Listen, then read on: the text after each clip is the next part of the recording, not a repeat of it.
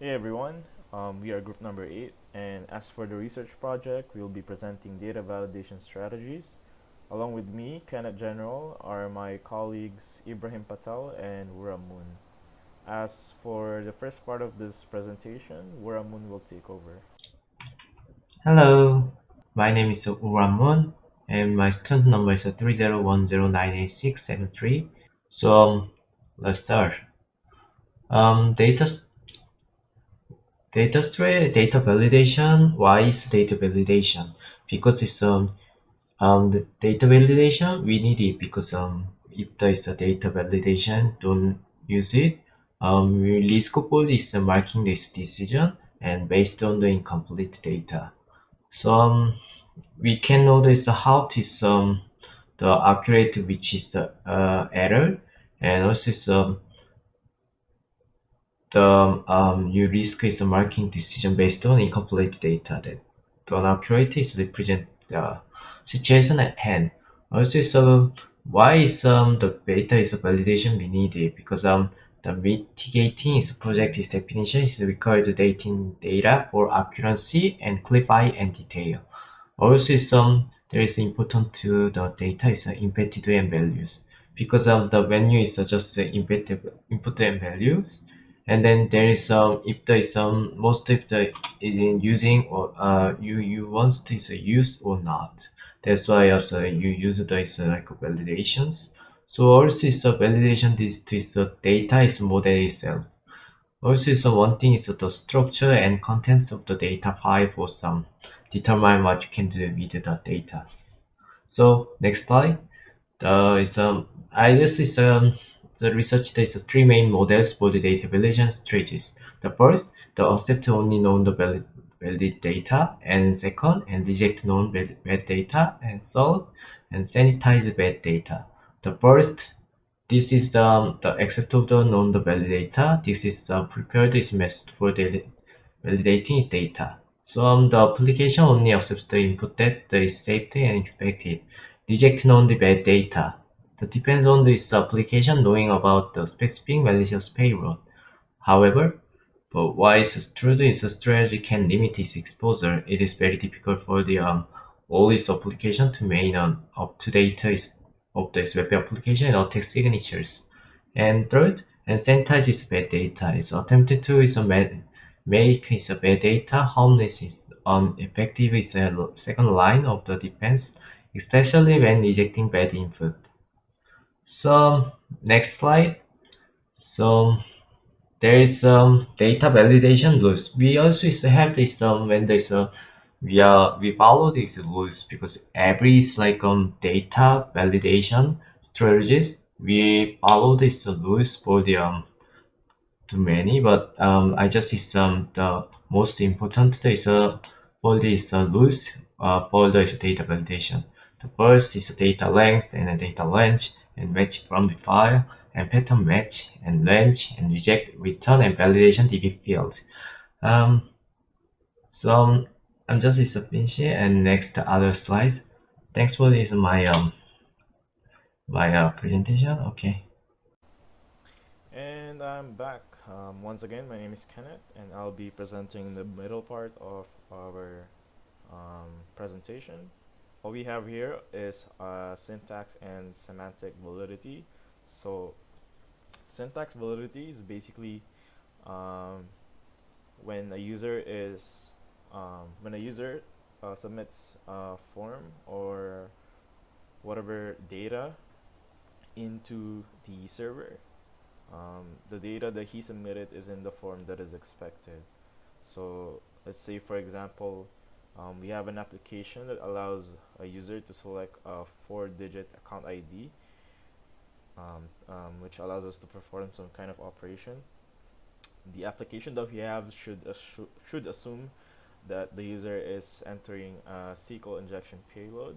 Um, that will be leading on to the programming side, and from there we should be able to check the data that is entered by the user, whether the user inputted an exactly 4 digits, and within those digits and can only consist of numbers.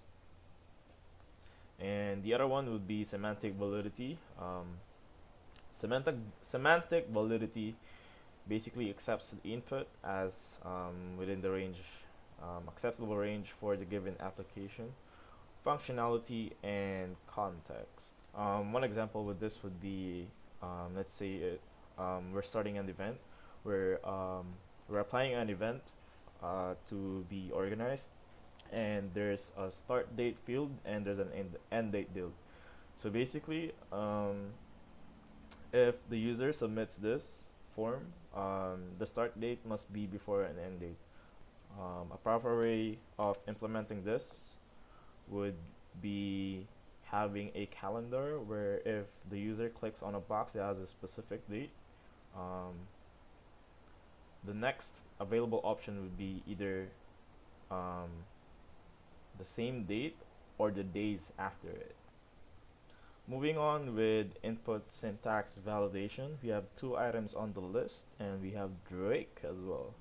So for the allow listing, it's basically a validation that attempts to check the data, given the data matches is a set known of good rules from the form. So for example, if a user enters his or her address, and there's a field that says, um, like for example, for us, it will be a city. So from that form, it would only allow, let's say, two-letter code for the user to fill up that specific field. So that's allow listing. On the other hand, we have deny listing, and Drake doesn't want this. So deny listing is basically denial list validation. What it does is that it attempts to check the data, given the data does not contain a bad content. So one example of this would be a web application can block input that contains the exact text script in order to help prevent XSS or any hacking. And for my part, which is last but not the least, we have validation methods, which I think everyone should be quite familiar with. So on the other hand, we have client-side validation. It provides a better user experience by responding quickly at the browser level. When the application that we have performs the client-side validation, all the user inputs is validated in the user's browser itself. Some of the client-side validation that is used is JavaScript and HTML5. And as for server-side validation, it is basically validating all the user inputs from the server side itself. So basically the back end of the application. Server-side scripting languages that we have here are Node.js, ASP.NET, and PHP. After this validation process on the server side, it sends a feedback that is sent to the client by a new dynamically generated web page. It is also always better to validate user input on server side because you can protect against the malicious users who can easily bypass your client-side scripting language and submit dangerous input to the server.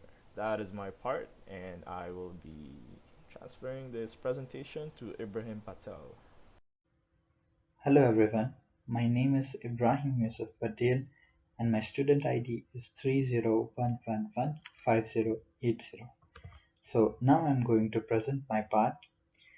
So this slide is about the examples of input validation in HTML form. Let's get started.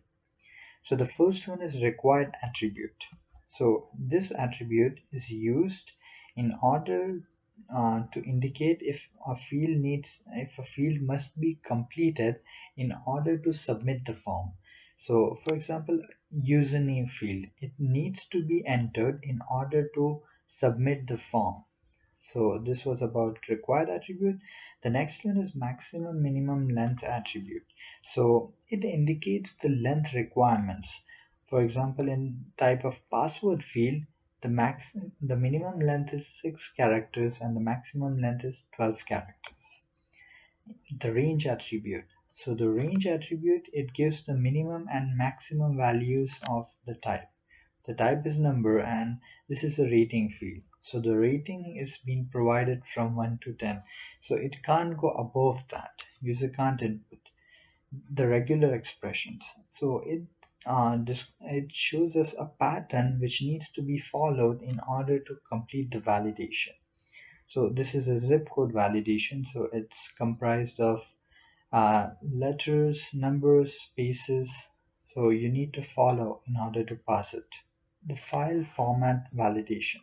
So in this, the file format attribute. So in this type of attribute, so it only accepts certain types of formats. For example, if you want to provide video, image, audio, document, or PDF, so you need to provide over here accept equal to audio, so it will only accept audio files. So this was all about the HTML input validation. So the next slide is about input validation testing. So the most important way to prevent vulnerabilities in web applications is to properly check and validate the data which you have entered into a system before using it.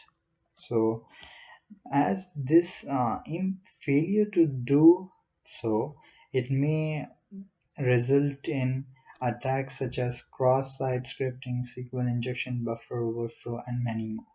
So some type of attacks are described over here. So testing is being performed in these types. So first one is cross-site scripting.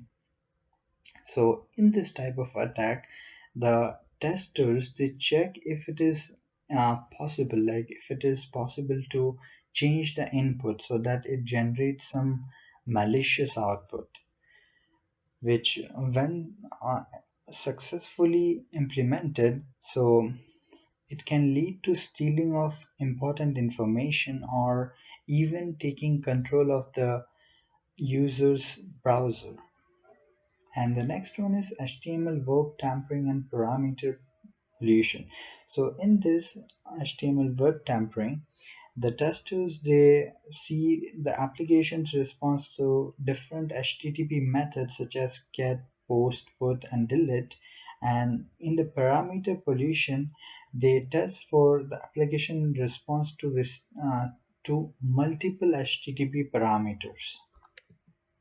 And the SQL injection, this is the most common attack which is performed, and in which the attackers, they inject some data into the application so that it executes a query in the database, backend database.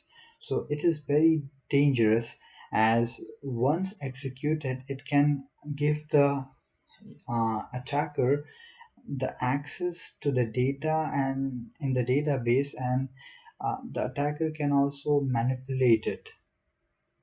So it needs to be taken carefully. And the next attack is buffer flow, in which we see for the testers see for memory leakage or something like that in order to prevent them. And the file system attacks, it gives the attacker like the attacker tries to access data from the file system. So the next slide is about summary. So data validation is a technique, like it's a technique which is used to validate the data which is entered by the user or system, and it checks the data and validates it. And after data validation, it enters further. So if you don't have data validation, then an attacker can enter some input into the system, which can lead to attacks such as cross-site scripting, SQL injection, buffer flows, and many more, like we have seen in the previous slide. So it is very important to use data validation. So it also prevents the attackers from attacking a system, it makes difficult for them, and it enhances the overall security of the system. Thank you very much for listening, and Hope you have a nice day. Let me know if you have any questions. Thank you. Bye.